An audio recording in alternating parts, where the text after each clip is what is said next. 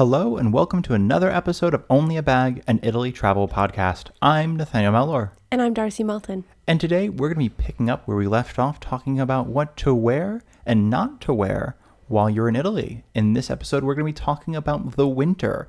Seeing as we're going through a pretty major heat wave right now, we thought what better to talk about than scarves and jackets and other paraphernalia. Yeah, maybe you could just imagine the chilliness and it'll cool you down. That could work. I am hopeful. I am very hopeful. Okay. It's not so bad where we are, though.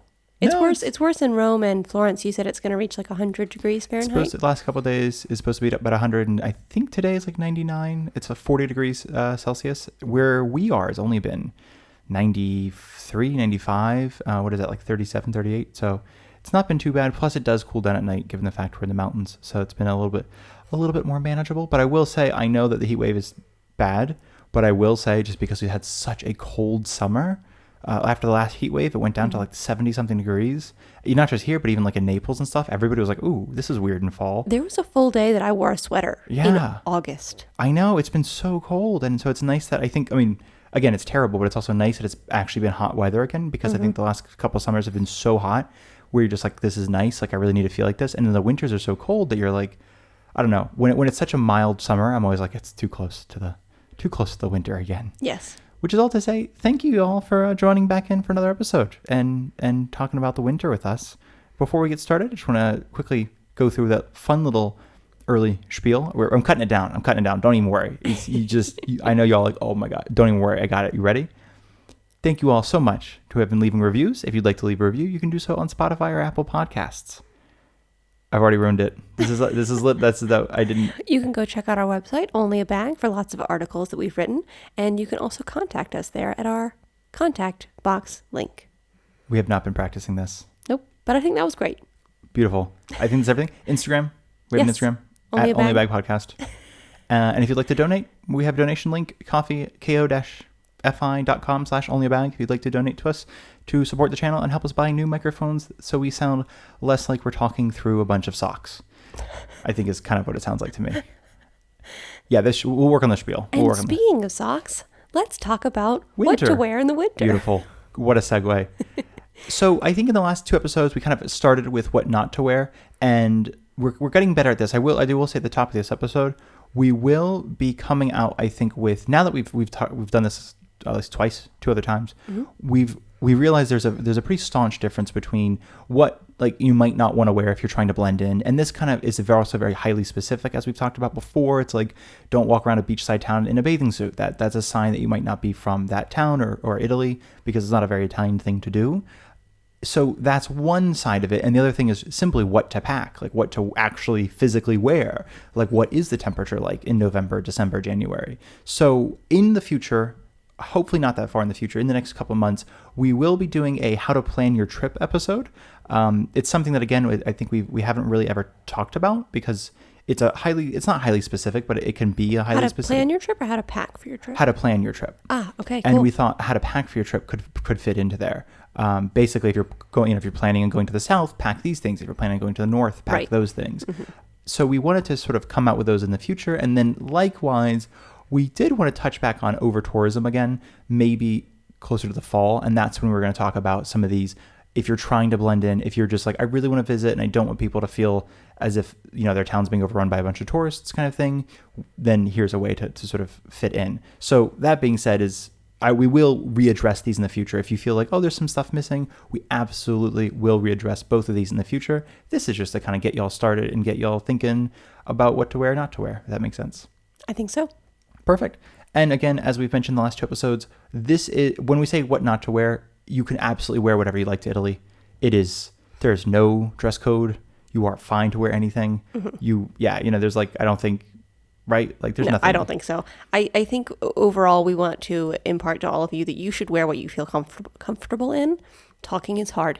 You should wear what you feel comfortable in, what makes you feel happy and comfy. But this is just for, like you said, sort of planning for the weather, but also planning for if you do want to blend in and not look so much like wherever you come from and look a little bit more Italian.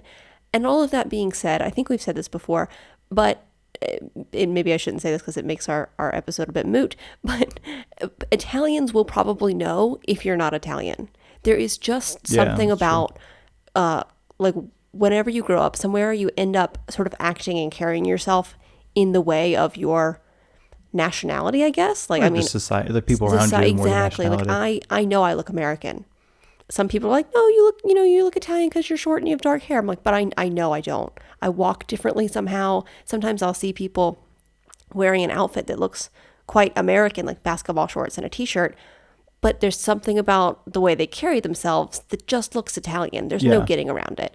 But I do want to try to blend in a bit, and hopefully these tips can help you all if you want to blend in a little bit too. And just as we started our other episodes, the two things, if you are trying to blend in and or wanting to slightly blend in, that you might not want to wear would be athleisure and graphic t-shirts. The athleisure just being like yoga pants, jogging pants, that kind of stuff. Anything that's sort of exercise, meant for exercise. Leggings as pants. Leggings as pants. A lot of sweatshirt type stuff. I think that even in the States, not even in the States, especially in the States, I know that when fall hits, it's a big time of year for like the college sweatshirt type thing or something like that. Sweatshirts are not big in this country. No, not really. Pullovers in general are not that big in this country. I would. This is a very broad Pullover sweater or pullover a like pullover, sweatshirt? sweatshirt. I mean, sweater, I guess that's true. Yeah. I was in sweatshirt, not so much. But even like cardigans are almost like everyone seems to have a cardigan, but then having a like a pullover sweater, it seems like I guess that's somewhat common. Yeah. It's hard. I mean, these are again broad generalizations, but I mean, to be very clear, no one's gonna, if you have a sweater on, no one's gonna be like, that person's American. That is not. I just meant more in terms of like, if you have a cardigan on, though, everyone will have a double. They're like, wait, that person are they American or are they Italian? Because they have a cardigan on. We just had a quick aside, and I didn't realize until this moment that a lot of men in the US don't wear cardigans. And in fact, I guess a lot of shops don't sell cardigans for men in the US. Yeah. We were just having that aside because I think we recorded a bunch, and then Darcy's like, wait, what are you talking about? And as this is just, again, maybe personal experience, but like Mr. Rogers type of thing. Like I think in older men, like a cardigan was potentially a thing. Yeah. But I know that like when I was growing up and then shopping for myself, like I could get jackets and sweaters, but like Old Navy, Gap, things like that didn't have like cardigans for men, but they would in like the women's section or whatever. Wild. They'd have cardigans. And it wasn't until coming here that I realized, like, seeing people, I'm like, oh, that's just a thing. Like everybody has everybody owns like a cardigan. Yeah. Which when I'm saying cardigan, I do want to be clear. It's a sweater that you button up instead of pull over your head. Right. Is all I mean in terms of cardigan. And it has like the little deep V-neck kind of thing. I don't know if Mr. Rogers had a deep V-neck on his. It did, yeah. It did? Okay. Mm-hmm. And so then, women, men, everybody wears cardigans here. and that's the thing. I think it was always, like growing up, it was like I never saw anybody with that. So it was just like in my head it was always like, oh, I guess men don't wear cardigans. And then it was coming here that it changed. So yeah, that was our fun little brief aside in terms of. So if you wear a cardigan here, you might blend in. So much to the point that I don't know, it's a different feeling. But I also think like when we're in Scotland, it felt like men were wearing cardigans. So it might be a very American thing, just in terms of what to wear. Yeah. So Americans are weird. We're weird. We're very strange. Absolutely. Well, it's like strange too. This is completely beside the point at all, and we can absolutely cut this off. But I was thinking the sort of like, I think it wasn't until we got here that I think growing up a lot of people were like, oh, men drink beer and women drink wine, and then here it was kind of like, well, that's not a thing, Right. Why would that? We don't what a need to silly gender thing. those things. Yeah. Right. So I think that was a big, again, not even learning experience, but just one of those things where it's like so many of these things are taken out of that lens. Mm-hmm. Absolutely. So and I think about the fact that a lot of men have a little, I was going to call it a satchel. That's Yeah, a little purse. Little purse. It's what it is. And that's not, I mean, they do look a bit different than the purses that are sold for women. But I think in the US, obviously, we have such a strong, like identifying objects based on their like gendering objects, even though our language isn't gendered, which is wild. Anyways, that's a different Cargo episode. shorts for men, and then like purses for women, and men, you don't need bags. But it's interesting that here, it's not that rigid for a lot of things. So it's just fascinating. No, it is. So moving, I guess, like, I mean, I can't think that was smart. I'm like, what is a good segue for that? I don't have one. I apologize. If y'all can think of a segue, you can drop it in the comments. But if you want to look more Italian and you're a man, A cardigan and a purse will get you there. yes. I mean, your people are like, there's no way he's American. That is full on Italian right there.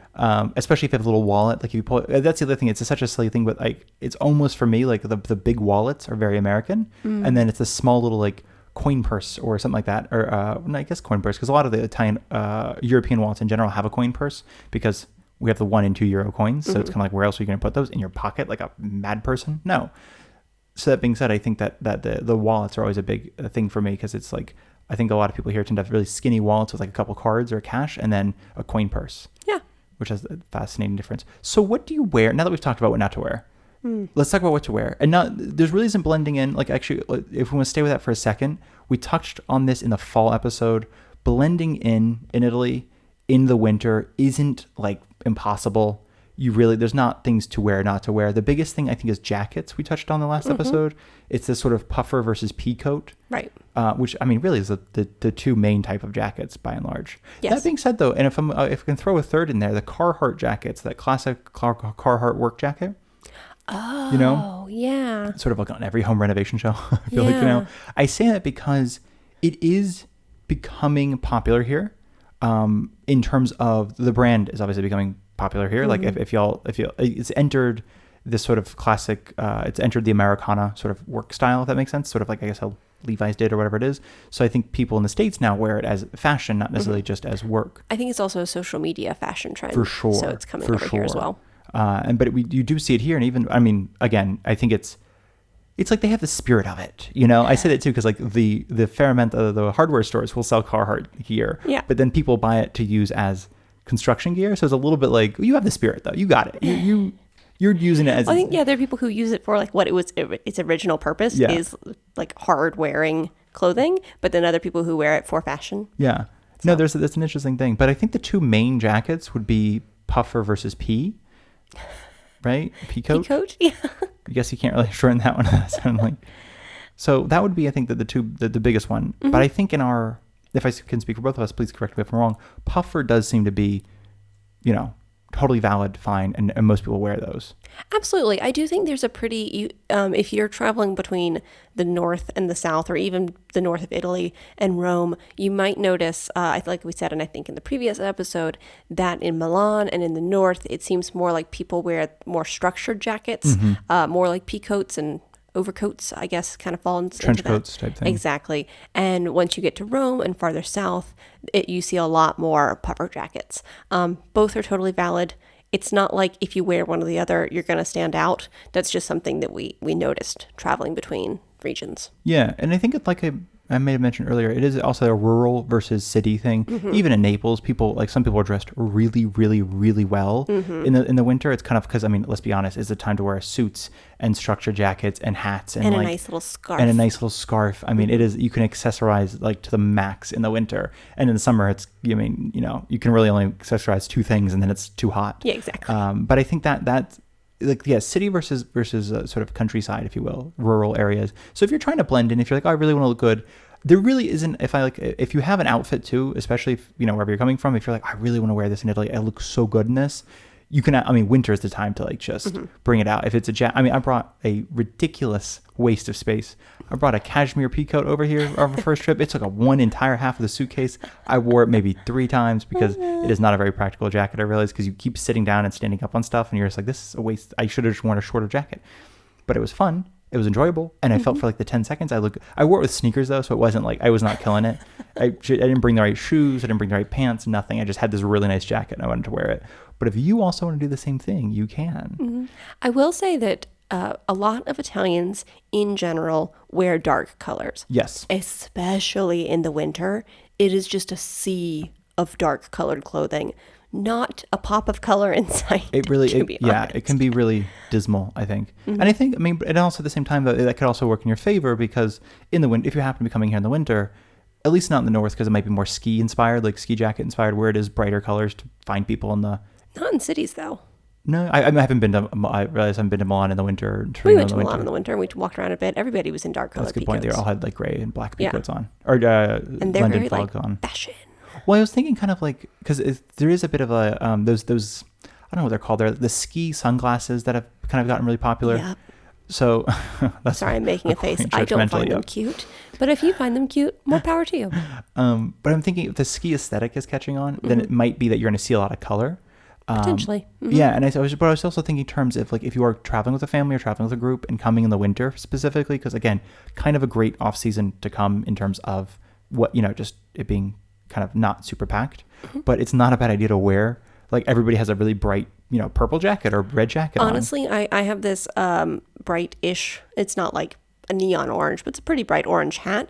And I wear that whenever we're going to be, especially in crowds in the wintertime, because as I've said a million times, I'm kind of short, and Nathaniel can't see me if I look like everybody 0%, else. yeah. So I wear my orange hat so he can spot me in a crowd if we get separated. And like a little bobbing, like the little fishing bob disappearing in this. That's exactly what I look like, I think.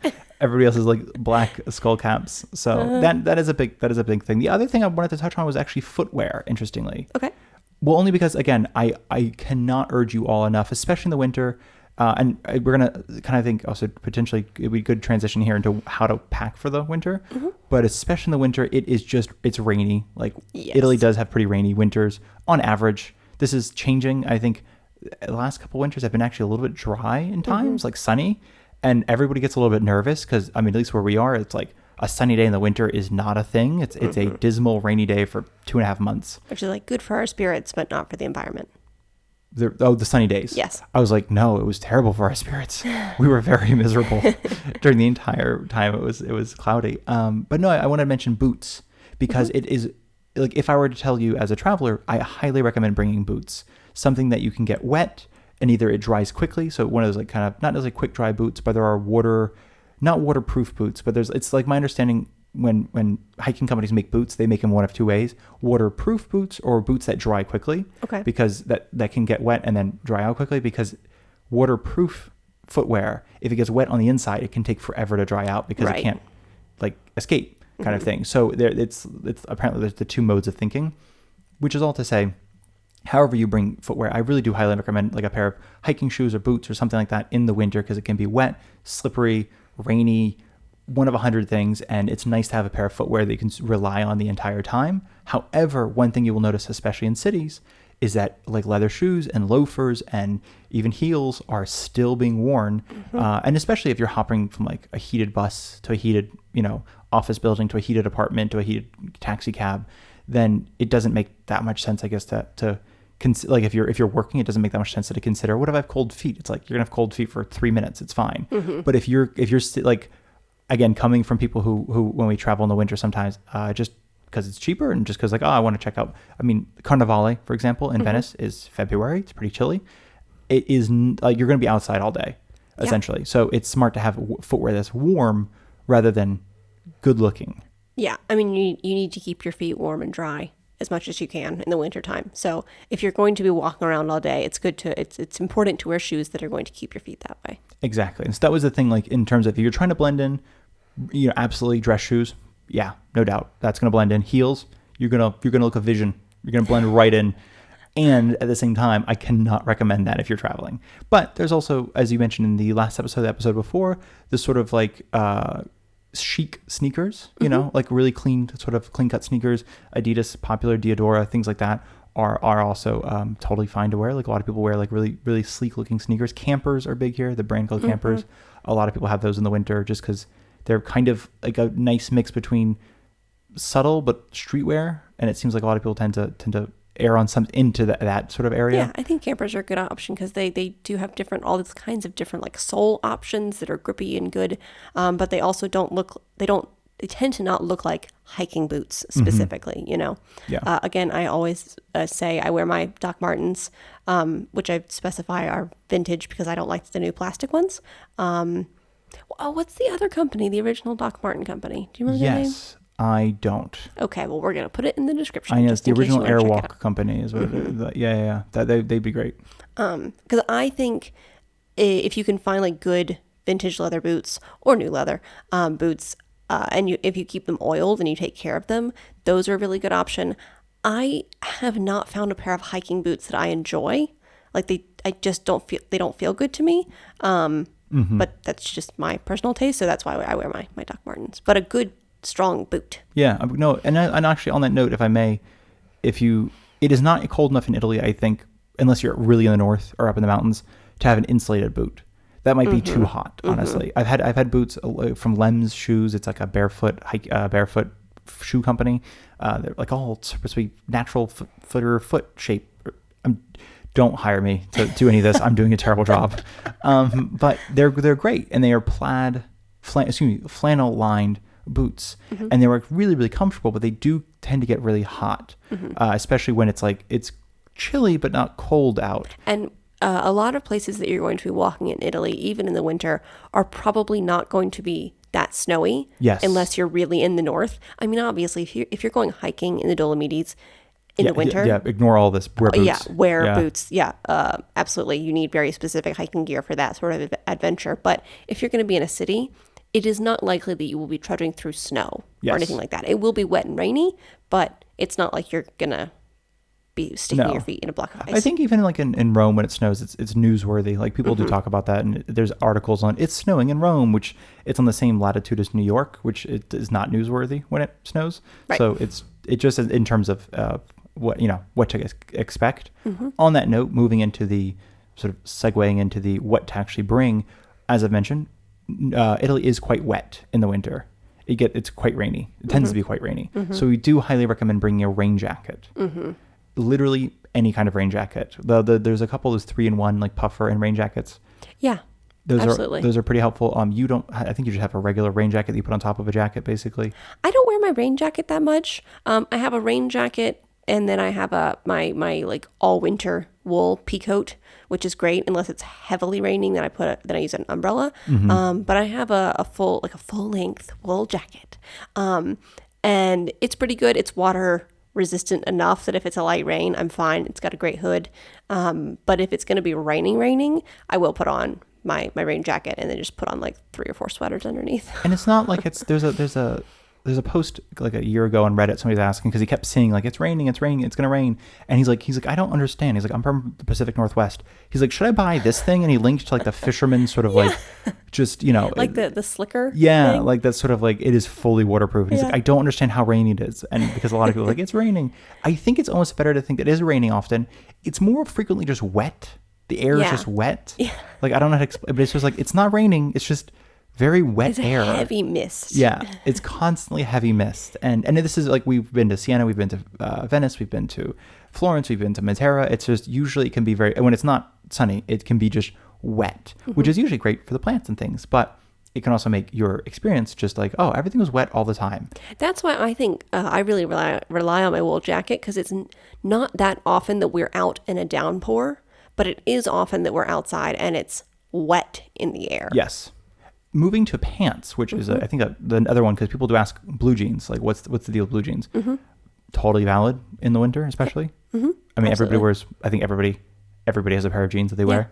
That's just like that's no longer Americana. That is just I think culture pants. Everywhere now. Yeah, I don't find them very comfy, but yes, other people do. And I think they're like. I mean, a lot of people wear stretchy ones, and that's another thing too. Like, I mean, I know that took a while to catch on. I remember my father, like when I was younger, he's like, I'm never going to wear jeans with stretch in them. Are you kidding? That's not a pair of jeans.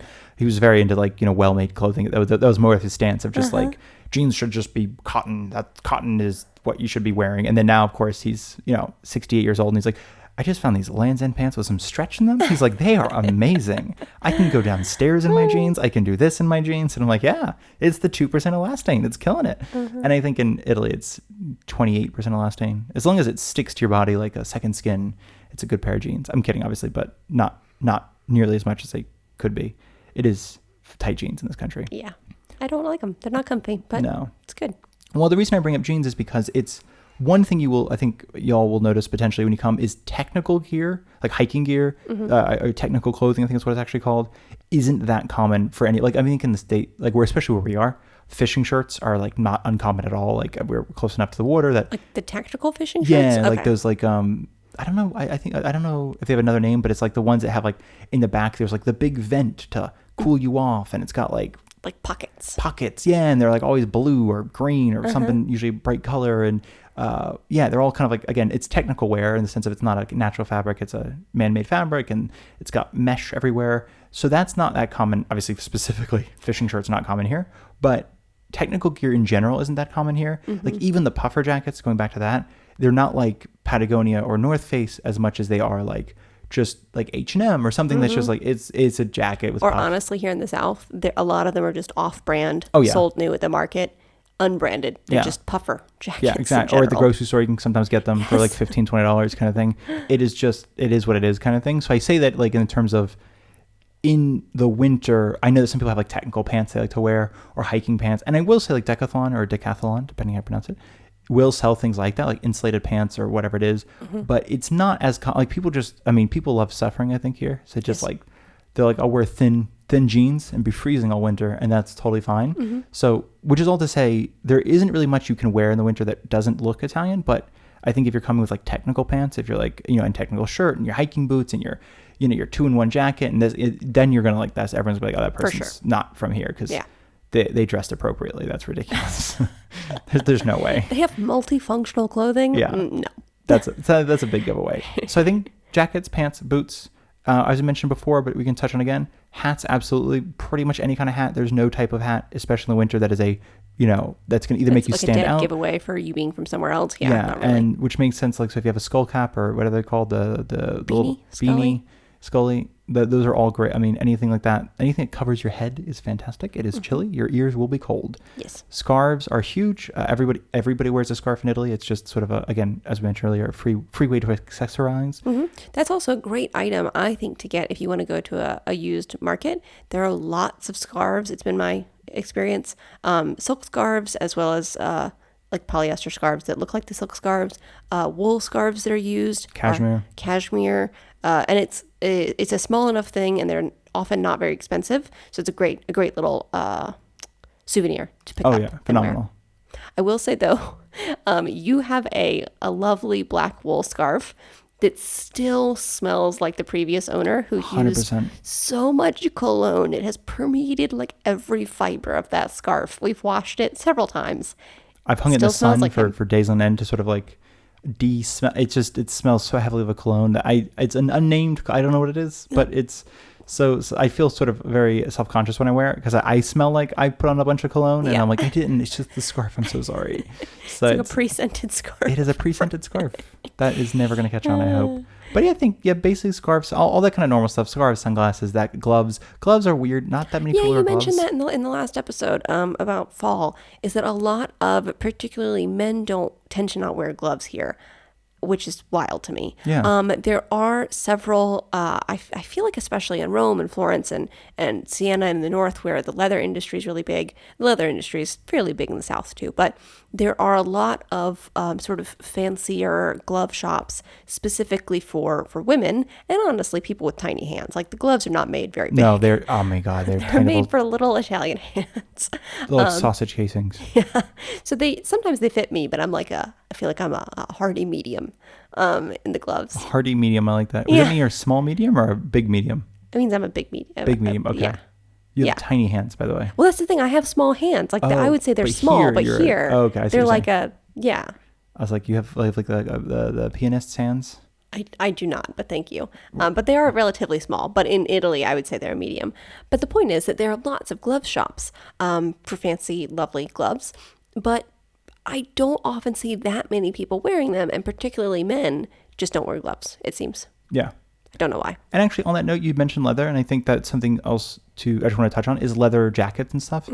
I think, again, especially for blending in, but just for comfort, it's up to you. I don't know. I don't find leather particularly warm. If it's lined with something, that's one thing, but if it's unlined, I don't know if that's warm enough to be a jacket here, to be honest. Like it's chilly. I mean, y'all understand winter. It's winter. The reason we're I think mentioning this so much that it can get cold here is we've joked in the past about how the houses in Italy are made for the 2 months of the summer it gets, not for the 10 months of the winter it gets. And so especially in the south where I think people like southern Italy, it's sunny all the time. I'm like, it is not. It is not sunny all the time, but the houses are made as if it's sunny all the time. So it's made to stay cold, not to warm up, basically. So in the winter, it can feel impossible to get warm. And then in the summer, it's supposed to be like, oh, that's like everything's facing north and this and that. And I'm like, it's just, you just look at the sun. It's also so easy. Like all of us do it, I think. It's so easy to underestimate how cold you're going to be. Yeah. And how much that will influence your mood and how much you're enjoying your trip. We recently visited Matera with your mom and a friend of ours, and that was in the spring, right? I think so. But it was going to be remarkably cold, sunny for most of it, but cold. And I think that your mom and our friend didn't really realize just how cold it was going to be. So I had my big behind wool coat on because I'm always cold. Scarf and jacket. If it's going to be the littlest, I mean, 69 degrees. I'm bringing out my wool jacket, you know. I like to be toasty. But it was, they underestimated, I think, just how cold it was going to be, which is so understandable. I know we've done that too, and so many people do, but it really changed their trip, I think. And it led them to, you know, always be seeking a cafe to be in or things like that. So it changed what they got to see because they were chilly. So we're saying this because we know how easy it can be to think you're not going to be cold. You're going to be wandering around getting toasty for sure. But it's so important that you keep yourself warm so that you can have the kind of trip that you want to have. It can, and I think actually to add on to that is that, and I'll go back to why I brought up leather. Oh, actually, if I can just finish the leather thing real quick, maybe. Sorry, thank you. No, you're good, because I love where you went with this. The leather is, if you have a jacket, if you have a leather jacket, you're not going to look, again, if you're trying to look Italian, you're going to look fine. People wear leather here. It's not like an unseen thing, an unknown quality. I say both like leather moto jacket type things or just the leather bomber jackets. Maybe less so the sort of the 4-pocket leather jacket. Yeah. The giant, like, I don't know another name for it. Was it the 4 pockets on the front that look like a cargo jacket? I don't really know another name for that. I feel like it was really big in like the 80s. Yeah, exactly. That's not really a thing. But if you have a leather jacket and you're like, I really want to wear this, like, but I'll look fine, right? They do leather. You will look, yeah, you're going to blend in. But I also, again, it's more about warmth. Yeah. And then going back to what you're talking about is that, yes, I think we've also mentioned that before, where we are, again, rural, and we've talked about how expensive utilities are in Italy, especially heating, like gas especially can be pricey. Mm-hmm. So in Venice, we noticed that while some places definitely had heat, other places did not, like bookstores and things like that were like completely unheated, which obviously let them just leaving the doors open. They're like, what's the difference between having the doors closed or open? And I think in Rome, by and large, things are heated. Again, there will be some small stores, the sort of knickknack stores, the tourist souvenir shops, things like that will not have heating. But this is all simply to say is, I think when we're in the States, like, and everything's heated, and the car is heated, and the house is heated, and everything's heated, the winter's never seemed that bad because like, oh, going from a hot thing to a hot thing. And I think when we're here, it can be like, oh, we go out for a walk, it's cold. We go to the grocery store, it's cold. We go somewhere else, it's still cold. And then we get back to the house and we only heat up one room, so it's still cold. Yeah. And you're like, oh, I'm relying on this one warm place to keep me warm, and it doesn't work. So as you mentioned, I think that's a big thing. If you're visiting, it can be hard to find heat. I don't want to make you guys afraid. A lot of things are heated in the winter. It's just... And most hotels these days have heating, so you'll be fine once you get back to your hotel. You can warm up. It's just more of a general, like, it's one of the things I think will jump out to you, like, when you'll notice, like, oh, I'm actually really cold in this grocery store. I'm really cold in this XYZ. It's just, they don't have heating. Like, and I think we've been to a pizza restaurant once in Perugia that wasn't heated, but they had the pizza oven. Yeah. So it was sort of just like you can sit near the oven, which is much, much hotter than sitting near the door. Yeah. So I think that's what some places will do too. They'll kind of rely on like the kitchen heat to sort of really make that area warm. But which is all, again, simply to say you'll be fine. Just we are always big on trying to make sure you're as comfortable as possible while you're traveling. Absolutely. And I think that's everything. I feel like that we've touched on for the winter. Yeah. Okay. And next episode we'll be talking about the spring, which will be kind of similar to the fall, albeit with more rain and less sun usually. Yeah. Yeah. Super fun. Fantastic. I think that's everything. So thank you all so much for listening. We'll talk to you next time. Tanti abbracci.